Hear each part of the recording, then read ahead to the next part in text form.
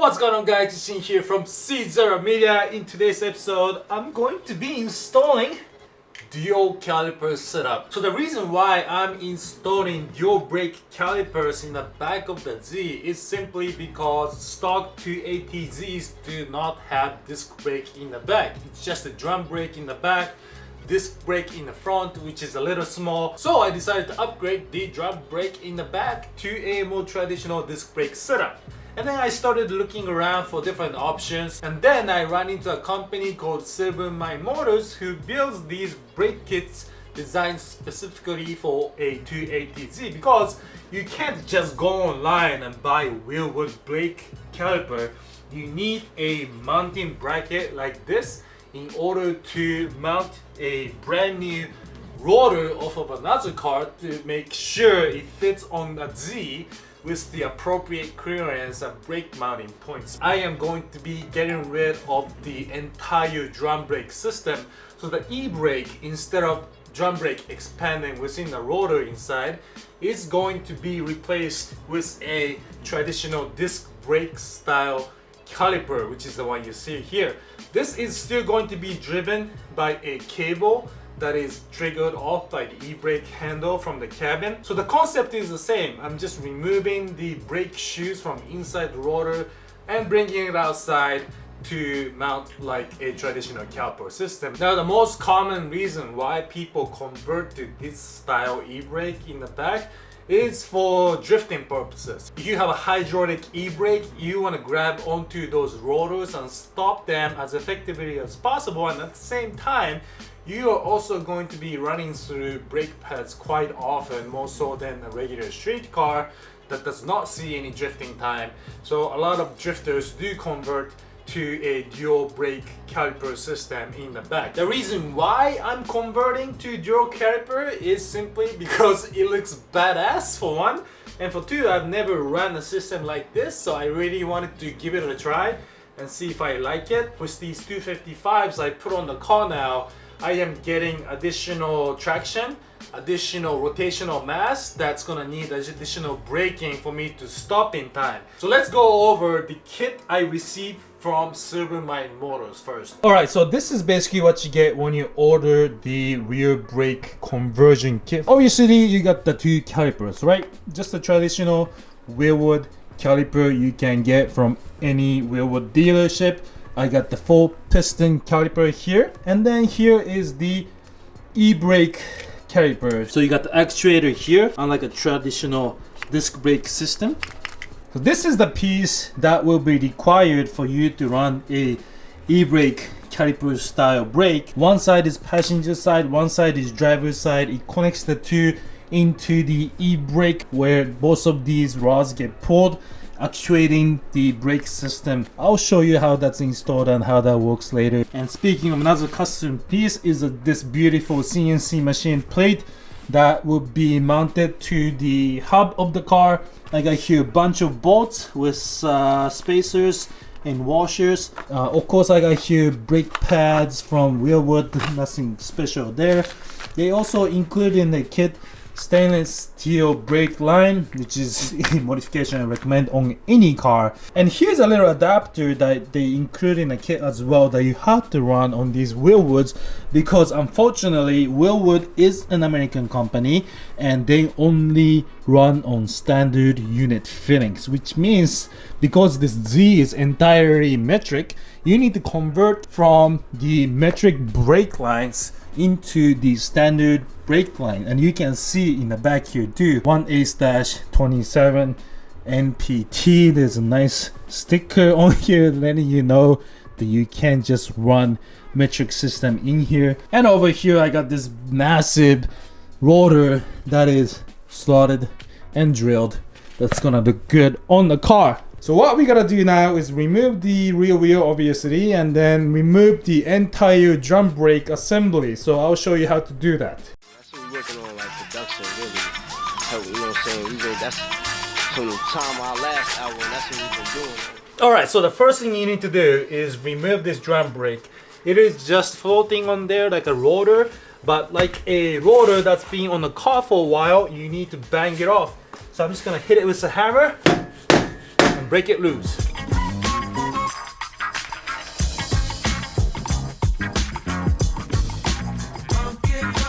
Okay, so we'll start off. You can just go ahead and start removing the brake shoes.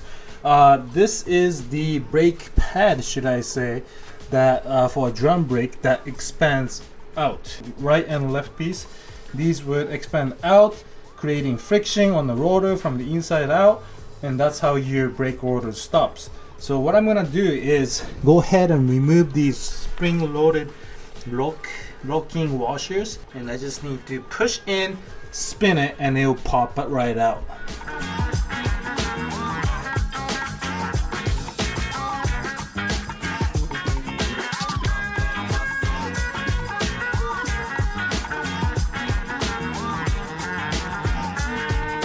Alright, so now that most of the parts are removed, I'm gonna go ahead and remove these 1, 2, 3, 4 bolts holding the backer plate here.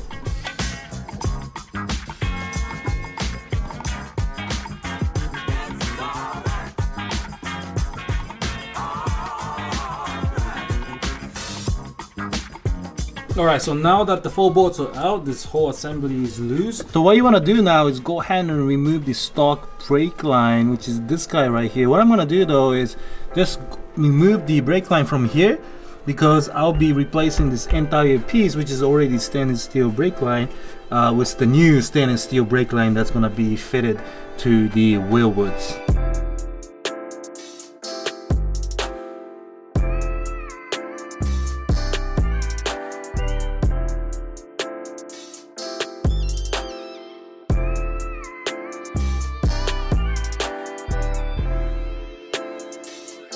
Alright guys, and basically here's what we got. We got the brake shoes that expand out.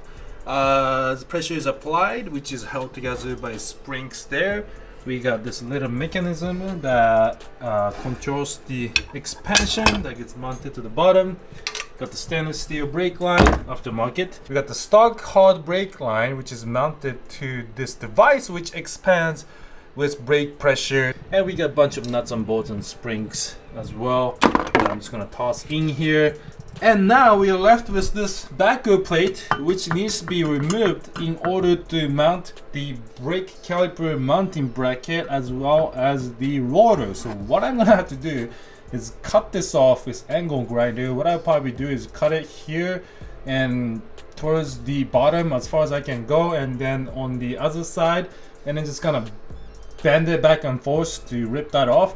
And then we're gonna have to trim this hub by just so slightly so we can mount the rotor in it. Let it, let it, let it, let it, let it, let it, let it. Let it, let it, let it, let it, let it, let it, let it, let it, let it, let it, let it, let it, let it, let it, let it, let it, let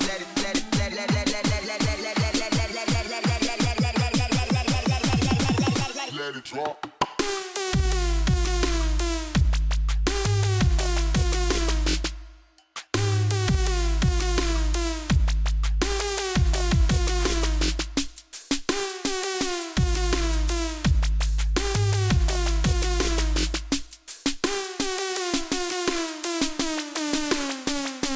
Alright guys, so after a lot of cleaning and grinding and making a lot of noise in the neighborhood at 10 p.m. I finally got the backer plate off. This is actually a good solid heavy piece here.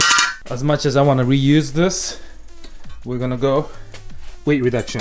Goodbye. Alright, so as you guys saw in the video, I had to notch out these edges here. Stock it's more square, now it's more round, and that's gonna allow me just enough space to mount this rotor on here. Bam! Alright, there you go. So that's how the rotor is gonna look. But before we install the rotor here like that, I am gonna go ahead and install extended wheel studs for the aftermarket wheels, and the potential of me running spacers in the back. Hopefully I don't have to. And also this plate, so the stock backer plate or whatever it was, it just cut up, had 4 mounting points, right? 1, 2, 3, 4, like a square. But the aftermarket silvermine models brake caliper mounting kit has 1, 2, 3 mounting points, which is gonna go just like that. Wilwood brake caliper for main braking functionality is gonna be in the back, and the e-brake is gonna be in the front. So you just need to mount it using these 3 mounting points with these 3 bolts that's included in the kit. Use your washers. Okay, now usually when I install something like this, I'm gonna use a blue Loctite, but today I'm not using it simply for the fact that I'm gonna have to use. Oh my god, you're gonna get so dirty. Go inside. Simply for the fact that I'm gonna have to remove this when I do the coilover installation, where I'm gonna be cutting this off and then re-welding it.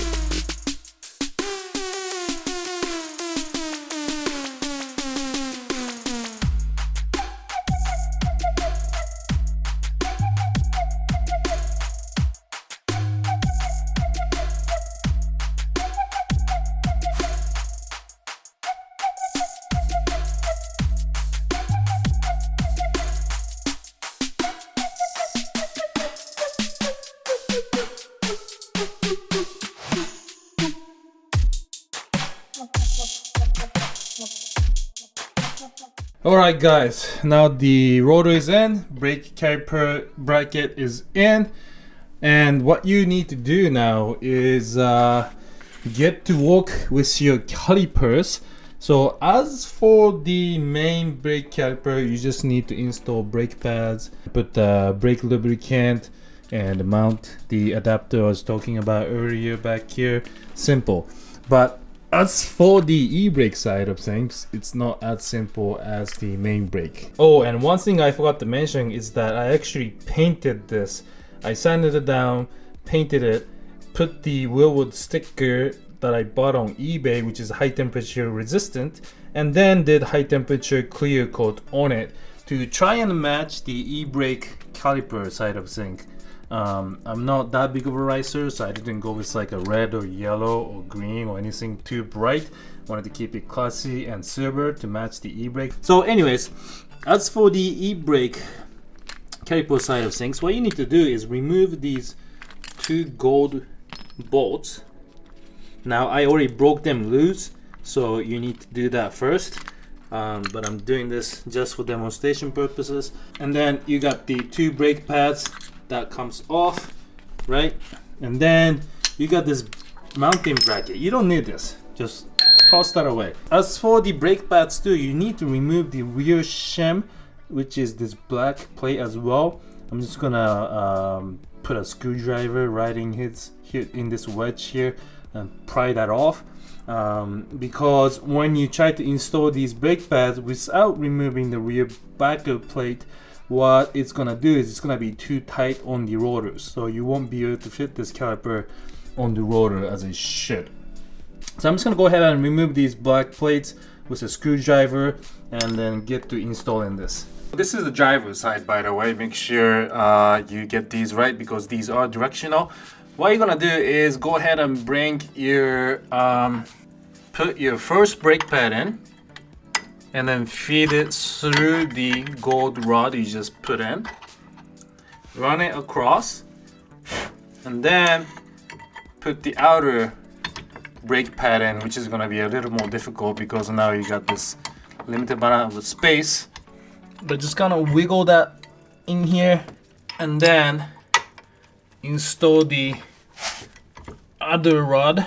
Now we can move on to the main brake calipers. I'm just gonna go ahead and put some of this brake silencer grease here, rub that in. I'm just gonna go ahead and install the brake pads first. Okay, and then now I'm just gonna install the adapter, and I'm not gonna go all out, just tightening it down to a point where it's tight enough, because you gotta remember guys, once this is on the car, you want to rotate it to adjust to the best angle. And damn, could they have used a sticker that is lower quality than this? This thing is just falling apart. I wish it came off in one piece.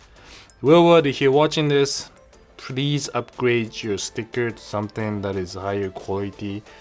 So here we got the adapter. I'm just gonna put that in, hand tightening it for now, and do the rest on the car. Alright, now as for installing the brake caliper, super simple. You just slide it in, and it is just 2 mounting points, right? Now what you want to do here though, as opposed to a traditional brake caliper installation, is that because like I said, every 240Z, 280Z, 260Z is slightly different in terms of build tolerances, you want to use these spacers to make sure it's centered for your own application. Every car is gonna fit different, so I'm just gonna check and see if I need to add spacers, and I think I do, because it is pushed a little too far this way.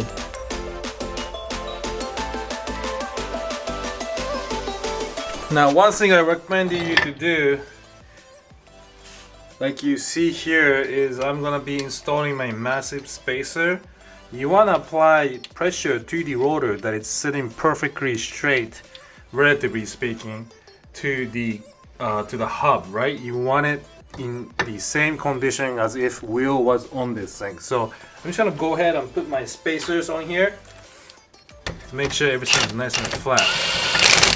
Okay, so everything has been installed. Got the ebrake caliper, main caliper, the stainless steel brake line coming out of the adapter here, going under and above into stock hard line. Alright, so the last process is to hook up the ebrake cable, which is this cable here. This is a stock cable that comes out of the center part of the vehicle. So I'm under the car, here's the diff, and above the diff is this U-shaped looking bracket that essentially hooks up both the passenger and driver side e-brake cable together.